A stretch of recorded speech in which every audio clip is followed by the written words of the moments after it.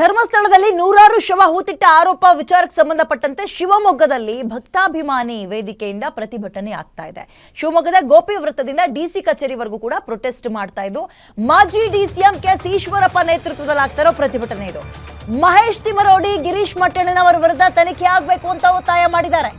ಯೂಟ್ಯೂಬರ್ಗಳು ಅನಾಮಿಕನ ವಿರುದ್ಧವೂ ಕೂಡ ತನಿಖೆಗೆ ಆಗ್ರಹ ಕೇಳಿ ಬಂದಿದೆ. ಒಳ ಸಂಚಿನಿಂದ ಶ್ರೀ ಕ್ಷೇತ್ರ ಧರ್ಮಸ್ಥಳವನ್ನ ರಕ್ಷಿಸಿ ಅಂತ ಘೋಷಣೆಯನ್ನ ಮಾಡ್ತಾ ಇದ್ದು, ಭಕ್ತಾಭಿಮಾನಿಗಳ ವೇದಿಕೆ ಹೋರಾಟಕ್ಕೆ ವಿವಿಧ ಸಂಘಟನೆಗಳು ಕೂಡ ಸಾಥ್ ಕೊಟ್ಟಿವೆ.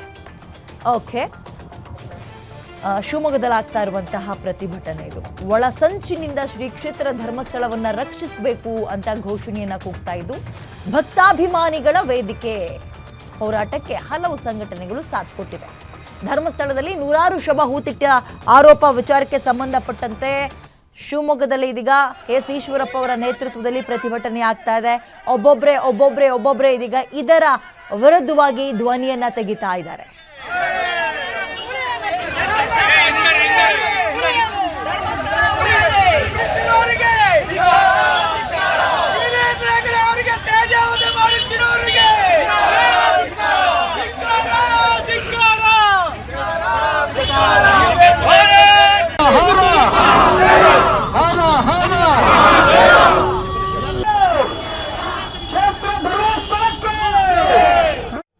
ಏನೋ ಈ ಪ್ರತಿಭಟನೆ ಬಗ್ಗೆ ಕೆಎಸ್ ಈಶ್ವರಪ್ಪ ಅವ್ರನ್ನ ನಮ್ಮ ಪ್ರತಿನಿಧಿ ನವೀನ್ ಮಾತಾಡ್ಸಿದ್ದಾರೆ.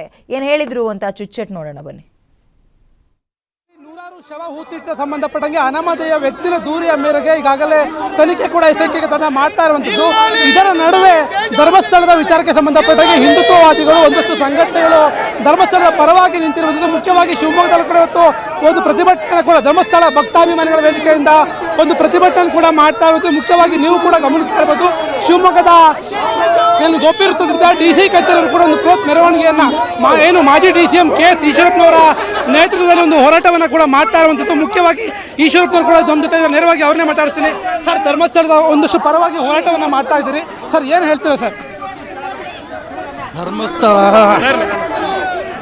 ಹಿಂದೂಗಳ ಪವಿತ್ರವಾದ ಕ್ಷೇತ್ರ.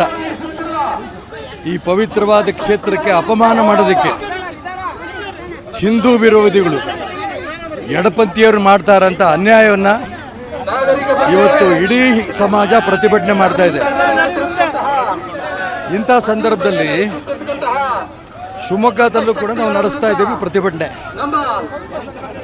ಯಾಕೆಂದರೆ ಅಲ್ಲಿ ನೂರಾರು ಹೆಣವನ್ನು ಹೂತಿದ್ವಿ, ಸಾವಿರಾರು ಹೆಣವನ್ನು ಹೂತಿದ್ವಿ ಅಂತ ಹೇಳಿದಂಥ ವ್ಯಕ್ತಿಗಳು ಯಾವುದು ಅವ್ರು ಪ್ರೂವ್ ಮಾಡೋಕ್ಕೆ ಅವ್ರ ಕೈಲಿ ಆಗಲಿಲ್ಲ. ಎರಡನೇದು, ಅದು ಫಾರೆಸ್ಟ್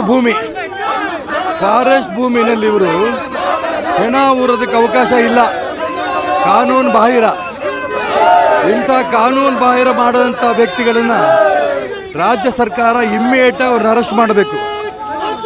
ಎರಡನೇದು, ಇವ್ರ ಕಾನೂನು ಮುಖಾಂತರ ಇವತ್ತು ರಾಜ್ಯದಲ್ಲಿ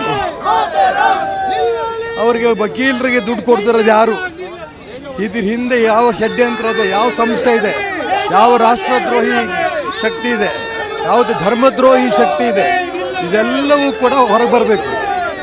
ಬಹಳ ಸಂತೋಷ ಅಂದರೆ SIT ಅವರು ಬಹಳ ಪ್ರಾಮಾಣಿಕವಾಗಿ ತನಿಖೆ ನಡೆಸ್ತಾ ಇದ್ದಾರೆ.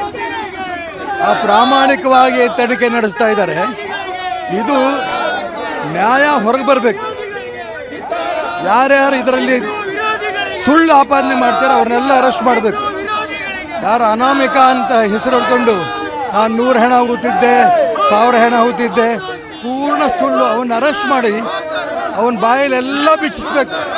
ಯಾರು ಇವ್ರು ಹಿಂದಿದ್ದಾರೆ, ಯಾರು ಇದರಲ್ಲಿ ದ್ರೋಹ ಮಾಡಿದ್ದಾರೆ, ಇದನ್ನೆಲ್ಲವೂ ಕೂಡ ಧರ್ಮಸ್ಥಳವನ್ನು ಕೂಡ ಸರ್ಕಾರ ತನ್ನ ವಶಕ್ಕೆ ತಗೊಂಡಂಥ ವ್ಯವಸ್ಥೆಗಳನ್ನು ಮಾಡೋಂಥ ಪ್ರಯತ್ನ ನಡೆಸ್ತಾ ಇದ್ದಾರೆ.